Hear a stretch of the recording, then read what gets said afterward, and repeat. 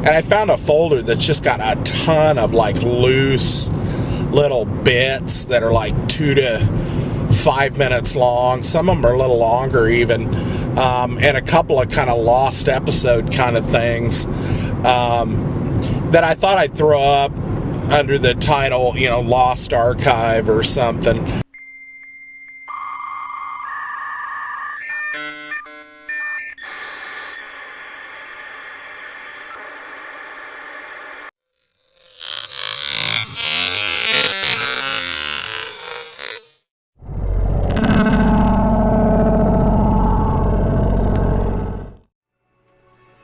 Gentlemen, ladies, welcome back. Thought tonight I'd talk about my overall feelings of the Matrix experience, so to speak, because when I was doing my movie retrospective on my favorite movies, I of course couldn't pick one, but then when I came to this movie, I don't know, for some reason it always stuck with me, this series, and I remember being so engrossed in it at the time. I loved The Matrix, the first movie, and what it was is I didn't even go see it at the theater originally. I think a buddy of mine came over and said, something to the effect of, he asked if we had seen it or not. He had rented it or something, and I was like, no. And I thought it was just another, whatever. Yeah, I think the last movie I had seen Keanu Reeves in was Johnny Mnemonic. So I was kind of like, I don't know, thinking it was going to be another one of those, He's like, oh no, you got to see it. And I remember my roommate at the time went ahead and rented it and watched it, and I didn't watch it with him because I was like, and I remember him come back there and going, you got to watch this, And I was like, oh, whatever. And I ended up sticking it in, and he sat there. My roommate basically sat there to watch my reaction to the movie, and I watched the beginning of it, and of course I'm like, la-di-da-di-da, I wasn't that into it, and he's like, I think 20 minutes in or something, he was like, just wait, and I was like, whatever, it was Neo went to the club, and met Trinity, and was late for work, and I was just like, yeah, this is what, boring as shit. And he's like, oh, just wait, and about 5 or 10 minutes later is when you meet Morpheus, and then it goes from there. And he was right. Once it reached that point in the movie, it was like all bets were off, and it was awesome from then on, And I remember just thinking how cool the camera work was, and the fighting was, and I'm not big into Hong Kong action or anything like that usually. I used to be when I was kind of a teenager and a kid, but after a while, I just, the fighting genre kind of, and these aren't strictly fighting movies, so don't get me wrong, but the original Matrix was awesome. And I remember it came out, and so I ran out and when it was the first movie I bought with my first DVD player. I bought The Big Lebowski and Matrix on the same day that I bought my first DVD player. And it was really cool, and I remember being so gung-ho into it at the time that I went out and I figured out that they had released some action figures after the game had came out, or after the movie, sorry, not the game, we'll get there. And so I ran out and bought these action figures. I figured I'd show them because I still have them in box. We got my Trinity action figure in box. I think I got the whole first series. Neo in box. This was the other female character that dies in the first movie, Switch.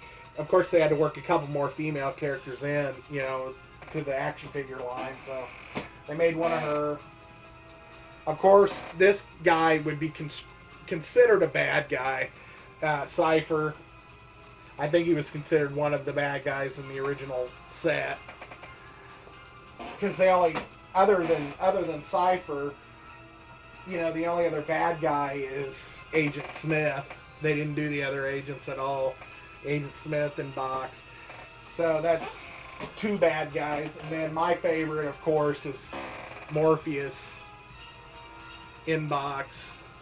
And, you know, I don't know if these are worth anything or not. I didn't buy them to make a profit on them or anything. And I just don't take them out of the box because I don't have any place to store action figures really any more than I do the box ones. So might as well leave them in the box. Then I think shortly after that series of action figures came out, the second series came out, and that would be Neo, where his mouth's disappearing, and he's like got the tracer bug. You know, that bug is huge. That ain't gonna fit inside him, so I don't know what they're, you know, thinking. But there's this one.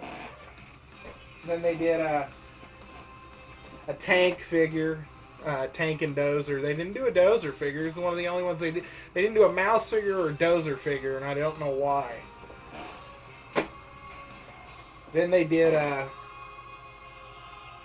Trinity figure where she's in her Matrix, you know, pose. And then the final figure in that set was the Squiddy, the Sentinel. And, you know, I bought these back when the first movie came, between the first and second movie. And then when the second movie came out, I couldn't wait. I ran out to the theater to watch it, and it felt like a continuation of the story, and everything was kind of building, and Neo had learned his powers, and it really felt like it was going somewhere, and Morpheus still had that cool kind of leadership quality, and just real firm in his beliefs and everything. And the second one felt good to me, even at the end. I forget what he's called. I haven't watched these other ones, second, third one in forever. The Architect, even the Architect stuff and that part, I thought was okay. And I thought up until the point when he was in the real world at the end of the second movie, and he fries the things with his mind, I guess. Until that point, I was into it. And for some reason, when that happened in the real world, that pulled me out of that movie at the very end. I was like, what in the fuck, you know? He's not a superhero. You know, he's connected. He can affect things inside the Matrix, but not outside. Outside, he's just a normal person. Well, technically, if you had learned karate, learned karate, and had it downloaded into your brain, technically, I think you'd be able to use, you know, kung fu or whatever it is outside as well. That's why I always found it funny when he's fighting with the Agent Smith, the guy that he downloaded into. You know, Agent Smith downloaded himself into that dude's body. They're just like slugging it out and wrestling around, and I'm like, you know, you might not have that speed that you had in the Matrix, but you would still technically know the karate or kung fu. I mean, so I didn't understand why it was just, you know, a big brawl, you know. But that's more in the third movie too. The whole third movie just kind of, by the time the series was over, I was just kind of like, meh.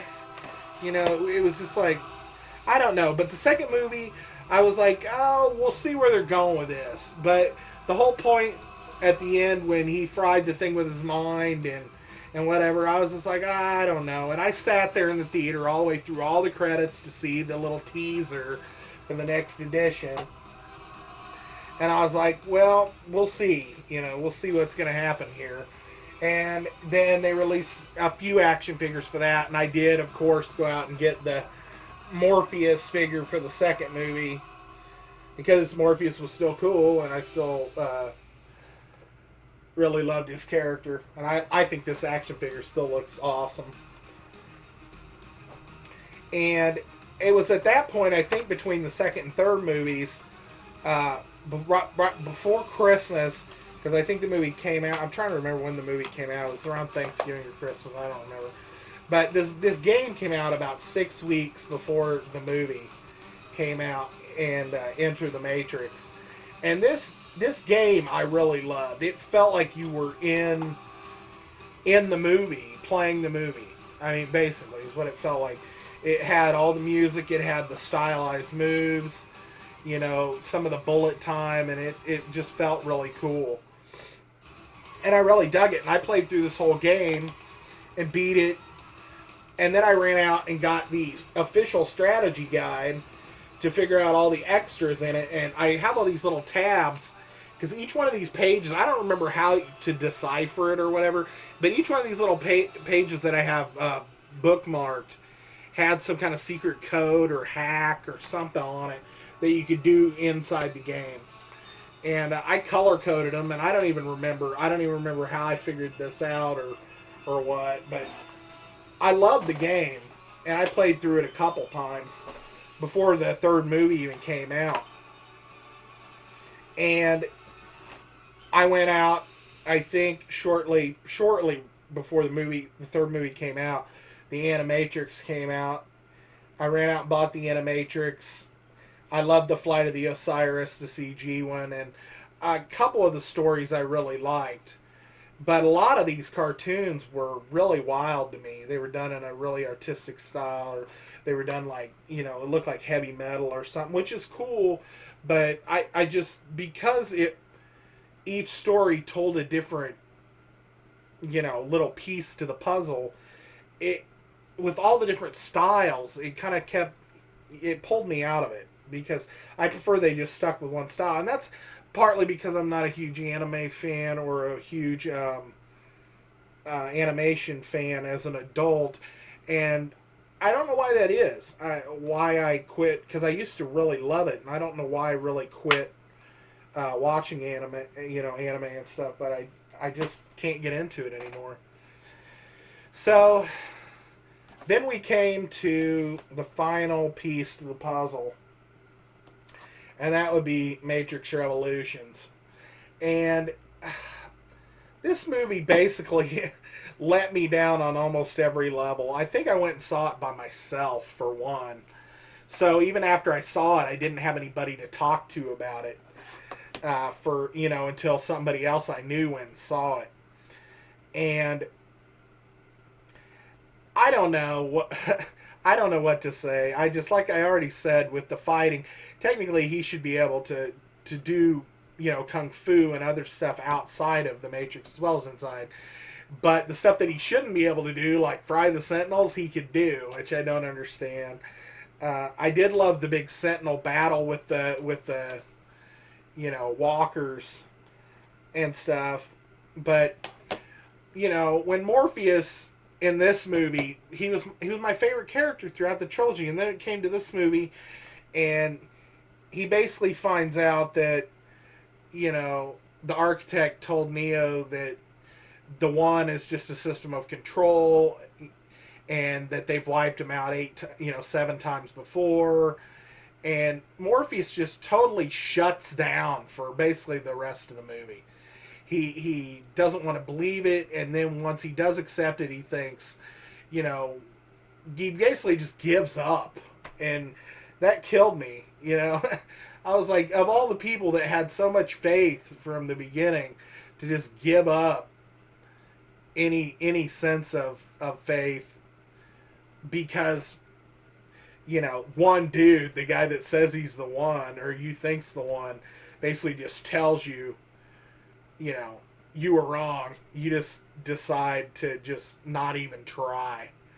And that bothered me, because even if he still believed Neo was the one, it shouldn't have mattered whether Neo believed or not. And it turned out, I guess, at the end that Neo, I don't even know. I guess he was the one. You know, he was the one that could do the shit inside the Matrix. The whole sacrificial lamb kind of bringing peace but through sacrifice treaty thing just kind of rubbed me the wrong way.